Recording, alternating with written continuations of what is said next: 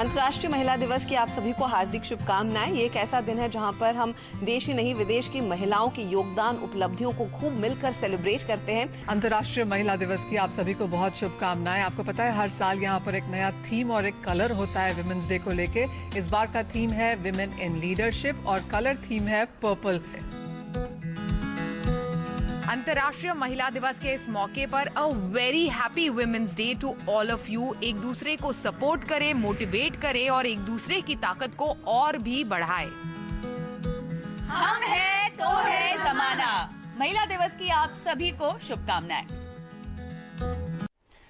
तो सुबह सुबह सेलिब्रेशन बिगिंस एट सीएनबीसी आवाज। आप सबको अंतर्राष्ट्रीय महिला दिवस की हार्दिक शुभकामनाएं। हर साल 8 मार्च आज के दिन सेलिब्रेट किया जाता है। इक्वालिटी पे फोकस है, जेंडर इक्वालिटी पे। और इस बार का थीम जैसे मनीषा ने स्पेसिफिकली हाईलाइट करा, इक्वल अपॉर्चुनिटीज, और वो भी पोस्ट कोविड वर्ल्ड में। इस हर साल का एक थीम होता है, इस बार का ये थीम। सेलिब्रेशंस दिन भर सीएनबीसी आवाज पे कंटिन्यू होंगे और कई सारी महिला बिजनेस लीडर्स, मार्केट्स के जाने माने चेहरे सब दिन भर आपको सीएनबीसी आवाज पे नजर आएंगे। लेकिन चलिए, सोमवार की सुबह नए और एक और इंटरेस्टिंग हफ्ते की शुरुआत होती हुई। अच्छा, अपफ्रंट बता दूं, इस हफ्ते थर्सडे के दिन महाशिवरात्रि के चलते एक मार्केट हॉलीडे है, तो एक ट्रंकेटेड वीक की हमें तैयारी करनी है। और क्योंकि थर्सडे को छुट्टी है, इस बार की वीकली एक्सपायरी प्रीपोन हो जाएगी। वेडनेसडे को वीकली ऑप्शंस एक्सपायरी का दिन, ये याद रखिएगा।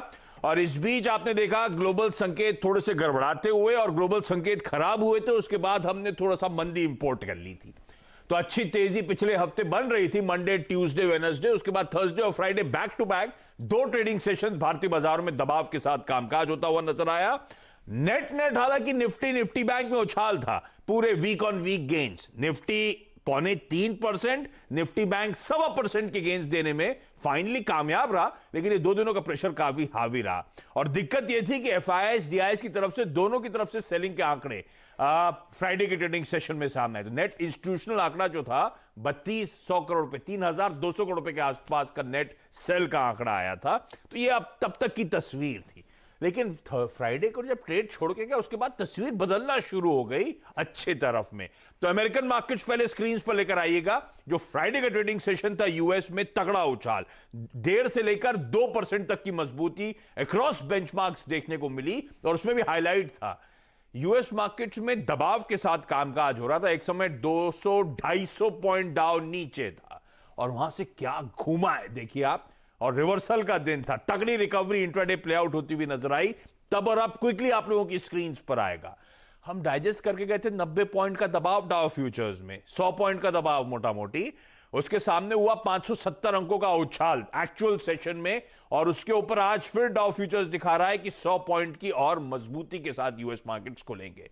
जो डाइजेस्ट कर रहा था उससे कहीं अच्छा प्रदर्शन था। पर हेडलाइन में आपने सुन ही लिया है, वहां पे पैकेज अप्रूव हुआ था। उस पैकेज अप्रूवल के चलते हमारा कितना रब ऑफ होगा वो देखने वाली बात होगी। लेकिन डॉलर इंडेक्स हल्का सा नरम पड़ता हुआ जहां हमने छोड़ा था, ये अच्छी बात।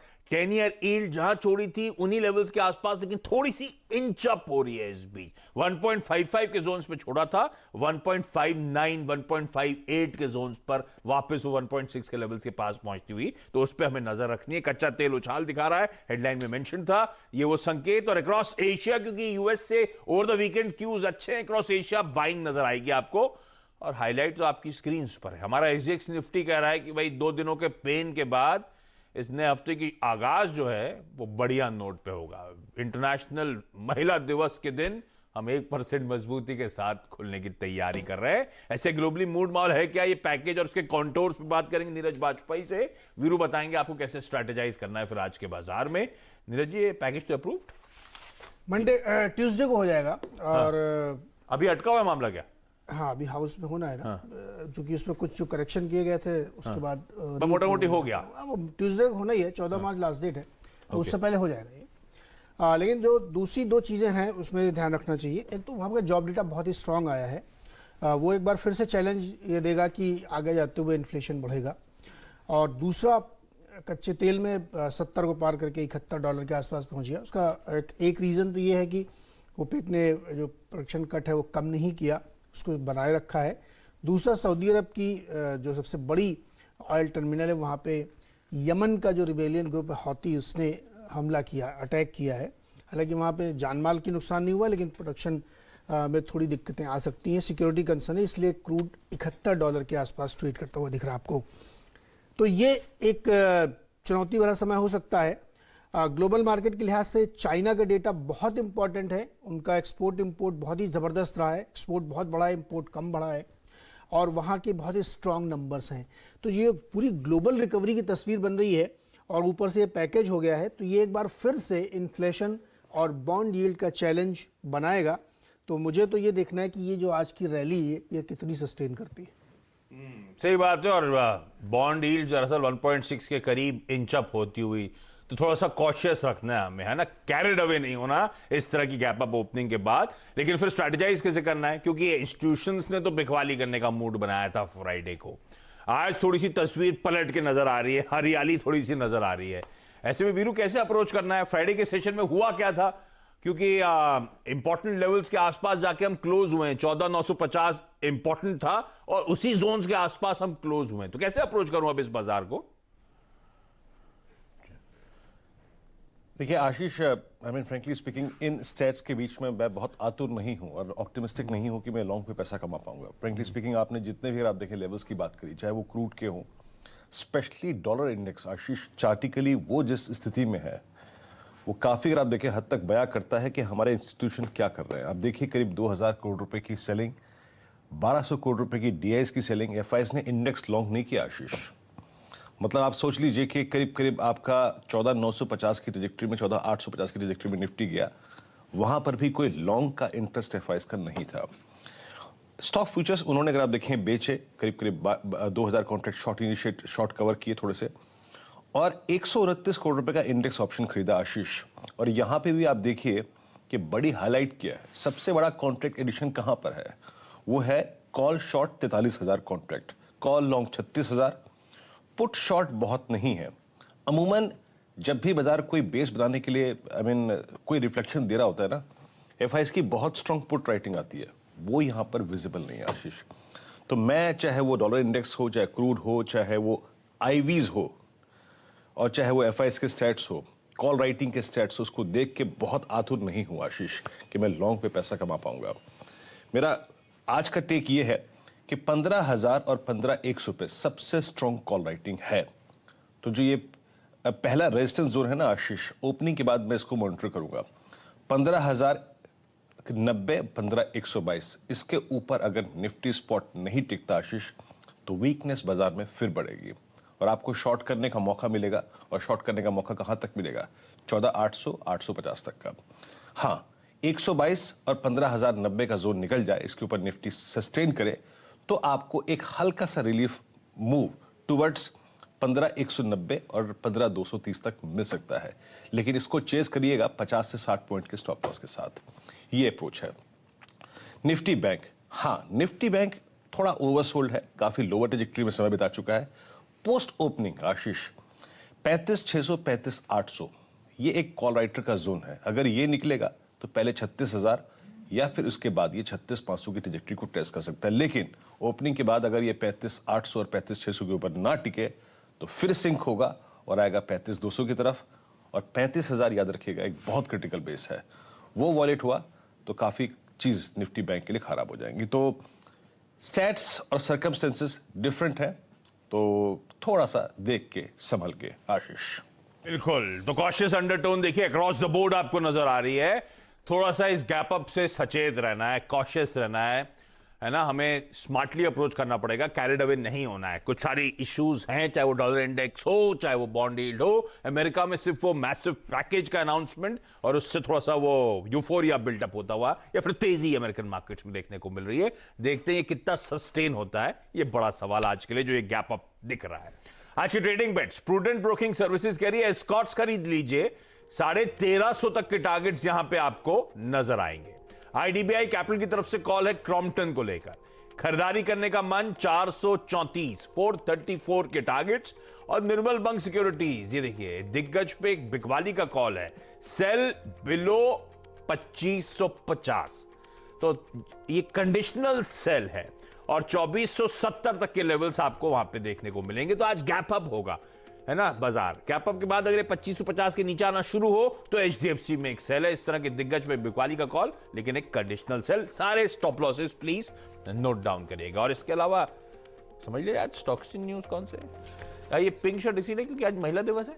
नहीं, पिंक का कलर मुझे बताया गया कि पर्पल है इस बार का सीजन, लेकिन हम एसोसिएट तो पिंक से करते हाँ हैं। वैसे अगर करना चाहे तो, हालांकि देखो हमारे यहाँ राइट हैंड में जो ग्राफिक चल रहा वो मनीषा कह रही थी कि इस बार का जो कलर थीम है वो पर्पल है। है तो इसीलिए, लेकिन मैंने उससे खैर नहीं ध्यान दिया। हाँ। वीरू ने हालांकि पूरा सब ध्यान दिया। ध्यान देते हैं। फ्राइडे को एक कपड़े लॉक करके कहते हैं कि मंडे को ये पहनना है मुझे। तेल वाले कंपनियों पर ध्यान रखिएगा। $70 $71 $71। तो ONGC, OIL, HOEC जैसे जितने भी ऑयल प्रोड्यूसर्स हैं उनके लिए अच्छी खबर है। और दूसरा एक स्टॉक है Indian toner. Anti dumping duty 5 साल के लिए एक्सटेंड कर दी गई है। शनिवार को ये नोटिफिकेशन आया है तो उस पर ध्यान रखिएगा। जस्ट डायल ने एक को प्रेजेंटिंग स्पॉन्सर का एडवर्टीजमेंट का टाई अप किया है IPL के लिए। देखिए ये स्टॉक इसी तरीके की खबरों पे चलते हैं क्योंकि इसमें इनका जो बिजनेस बढ़ता हुआ दिखेगा। अदानी पोर्ट्स ने जो वार्बर्ग पिंकर्स की सब्सिडरी है उसको 800 रुपये पे इशू किए हैं 1 करोड़ शेयर्स। मौजूदा भाव से करीब 50 रुपये ऊपर है। हालांकि डील पहले की है लेकिन कल्मिनेशन इसका वीकेंड के दौरान आया है। टाटा मोटर्स में ध्यान रखिएगा, JLR में राइट साइजिंग कर रहे हैं, मतलब वहाँ कुछ छटनी चल रही है। कंपनी ने पहले अनाउंस किया था कि वो ये काम करेंगे और अब वो खबर निकल के आ रही। तो ये एक मतलब जनरल खबर अच्छी नहीं है लेकिन स्टॉक के लिहाज से इसको ठीक माना जाता है। आरती ड्रग्स के लिए अच्छी खबर है। आरती स्पेशलिटी केमिकल जो आरती ड्रग्स की सब्सिडरी है उसको PLI स्कीम के तहत कई सारे प्रोडक्ट्स के लिए अप्रूवल मिला है।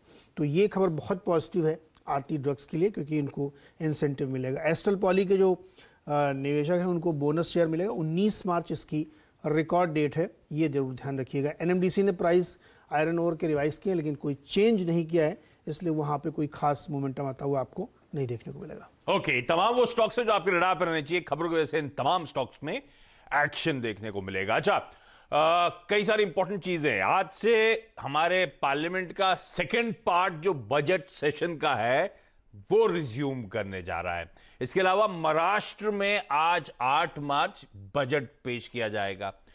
अच्छा, इंटरनेशनल विमेंस डे की तो हम चर्चा कर ही रहे हैं, तो आज वो दिन भर CNBC आवाज पर ओकेजन रहेगा ही रहेगा, सेलिब्रेशन होगा। इजी ट्रिप प्लानर्स नाम की कंपनी का IPO आज खुलने जा रहा है और तब खुलने जा रहा है जब एमतार को ध्यान रखें जो फ्राइडे को बंद हुआ 200 टाइम्स का सब्सक्रिप्शन मिला। इस तरह का रिस्पांस इस समय प्राइमरी मार्केट्स में देखने को मिल रहा है। इजी ट्रिप की डिटेल्स आप लोगों की स्क्रीन पर आएंगी। 186 से 187 रुपीस का प्राइस बैंड, 510 करोड़ रुपए का इंटायरली OFS है, यानी कि प्रमोटर्स जो है वो अपना शेयर बेच रहे हैं इस OFS के IPO के जरिए। 80 शेयरों का एक लॉट है। कुल मिलाकर 14,960 रुपए खर्च करने पड़ेंगे पर लॉट और रिटेल मैक्सिमम 13 लॉट्स के लिए अप्लाई कर सकता है। कई लोग जानते होंगे इस कंपनी को, ये वो easemytrip.com की वेबसाइट जो है वो ट्रैवल टूरिज्म वाली वो ऑपरेट करने का काम करती है। हाँ, समय थोड़ा सा चैलेंजिंग है ट्रैवल टूरिज्म को लेकर, लेकिन कंपनी की डिटेल्स पढ़िएगा। ये थम्स अप लग रहा है इस IPO को, और वैसे भी प्राइमरी मार्केट में इस तरह से इस समय गजब का पॉजिटिवनेस बनी हुई है। लेकिन ठीक है, ये अच्छे रिटर्न्स देगा लिस्टिंग के लिहाज से भी और लॉन्ग टर्म के लिहाज से भी, इसीलिए इसको रडार पे रखेंगे हम लोग। एक काम करते हैं, क्विकली छोटा सा ब्रेक ले लेते हैं। ब्रेक के उस पर आज की अच्छा, इस IPO पे डिटेल में चर्चा भी होनी है। 8:30 बजे, 8:45 बजे के आसपास हेम सिक्योरिटीज के आस्था जैन जुड़ेंगी जो आजकल प्राइमरी मार्केट से बड़ी नजर रखती हैं। उनसे समझेंगे हेम सिक्योरिटीज का कॉल क्या है इस IPO को लेकर। ब्रेक के उस पर आज की कमोडिटी और करेंसी मार्केट्स की टॉप बेट्स।